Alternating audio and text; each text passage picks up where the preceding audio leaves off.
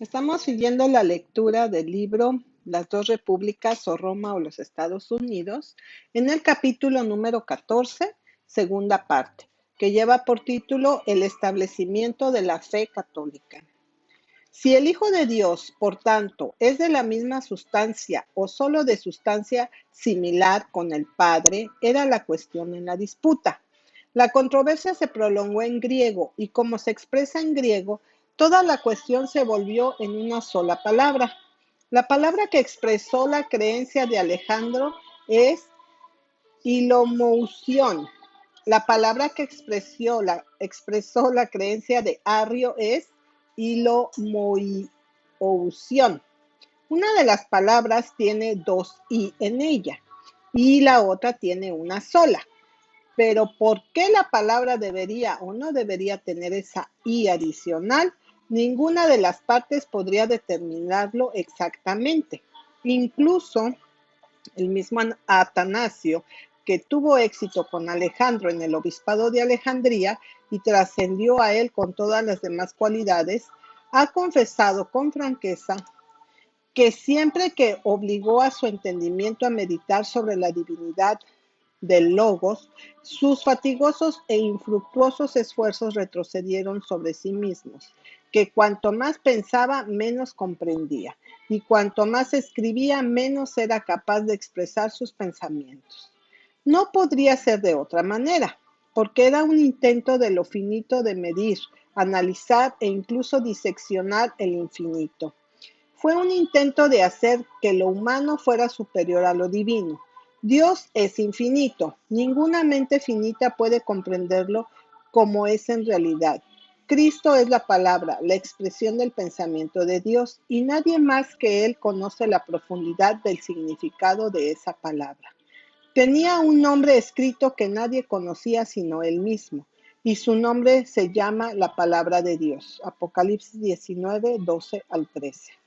Ni la naturaleza ni la relación del Padre y el Hijo siempre puede ser medida por la mente del hombre.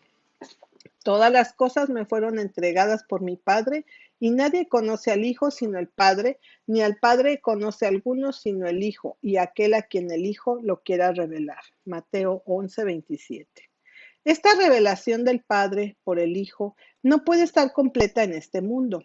Eso requerirá las edades eternas para que el hombre entienda las abundantes riquezas de su gracia en su bondad para con nosotros a través de Cristo Jesús. Efesios 2:5. Por lo tanto, nadie puede fijarse en la concepción de Dios siempre como la verdadera concepción de Dios. Dios todavía estará infinitamente más allá de la más amplia comprensión que la mente del hombre puede medir. La verdad es que la concepción de Dios solo puede lograrse mediante el espíritu de revelación en el conocimiento de Él. Efesios 1:17. Por lo tanto, lo único que pueden hacer los hombres para descubrir al Todopoderoso a la perfección es por la verdadera fe en Jesucristo. Recibir la presencia permanente de este espíritu de revelación y luego en silencio espere con alegría que las edades eternas revelen la profundidad de las riquezas tanto de la sabiduría como del conocimiento de Dios. Uno que vivió cerca de la época y era bien conocido en todo el asunto, ha señalado bien que la discusión no parecía diferente a un concurso en la oscuridad, porque ninguna de las partes parecía comprender claramente los motivos por los que se calumniaron unos a otros. Aquellos que objetaron la palabra consustancial y la homousión de la misma sustancia, quiere decir, concibieron que quienes lo aprobaron favorecieron la opinión de Sabelio y Montano. Por eso los llamaron blasfemos, como subvertidores de la existencia del Hijo de Dios. Y nuevamente los defensores de este término, acusando a sus oponentes con politeísmo, arremetidos contra ellos como introductores de supersticiones paganas. Como consecuencia de estos malentendidos, cada uno de ellos escribió volúmenes como si contuviera contra adversarios. Y aunque fue admitido en ambos lados que el Hijo de Dios tiene una persona y existencia distinta, Todos reconocieron que hay un Dios en una trinidad de personas. Sin embargo, ¿por qué causa? No puedo adivinarlo. No pudieron ellos ponerse de acuerdo entre ellos mismos y por lo tanto nunca estuvimos en paz. Sócrates. Lo que desconcertó a Sócrates no tiene por qué desconcertarnos.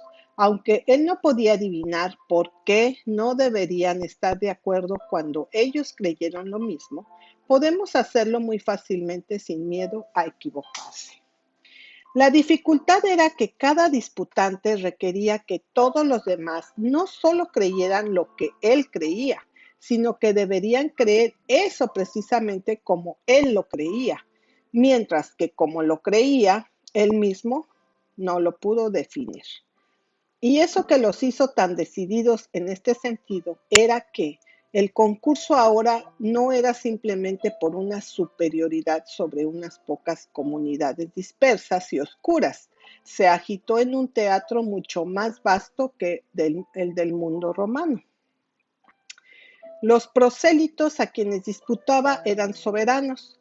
Es solo a juzgar por los principios comunes de la naturaleza humana para concluir que la grandeza del premio apoyó la ambición y enardeció las pasiones de las partes contendientes, que los motivos humanos de la política del poder y engrandecimiento mezclados con los más espirituales y la influencia del amor a la verdad y el celo por la pureza de religión. Sin embargo, es justo para Arrio decir que no tenía nada que ver con el aspecto político en la cuestión. Defendió sus puntos de vista en el campo de la argumentación y mantuvo su derecho a pensar por sí mismo. Otros retomaron el argumento con motivos más ambiciosos y estos pronto lo llevaron lejos más allá del poder o la guía de Arrio. El jefe de estos y realmente el líder del partido arriano en el concurso político-teológico era Eusebio, obispo de Nicomedia. Este Eusebio debe distinguirse siempre de Eusebio, obispo de Cesarea, que era el favorito de Constantino, aunque ambos eran de Ariano. La controversia se extendió cada vez más y se enfureció más ferozmente a medida que se extendía. Todas las clases participaron en él y casi todos participaron con igual energía. Obispo se levantó contra obispo, distrito contra distrito, solo para ser comparado a las simplegadas se estrellaron entre sí en un tormentoso día. Tan violentas fueron las discusiones que fueron parodiados en los teatros paganos y las estatuas del emperador se rompieron en las plazas públicas en los conflictos que tomaron lugar. El nombre común por el cual los arrianos y su sistema fueron designados, y podemos concluir que no faltaban réplicas, eran los maníacos, los ariomaníacos, la ariomanía, y su conducta frenética en ocasiones públicas fue de lejos para justificar la denominación. Marineros, molineros y viajeros cantaron las doctrinas disputadas en sus ocupaciones o en sus viajes. Cada rincón, cada callejón de la ciudad, esto se dijo después de Constantinopla, pero debe haber sido aún más cierto en Alejandría. Estaba lleno de estas discusiones en las calles. Los mercados, los pañeros, los cambistas, los vencedores.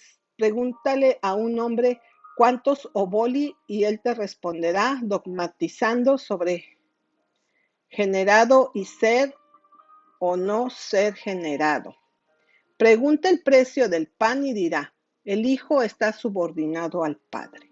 Pregunte si el baño está listo y le dirán, el hijo surgió de la nada.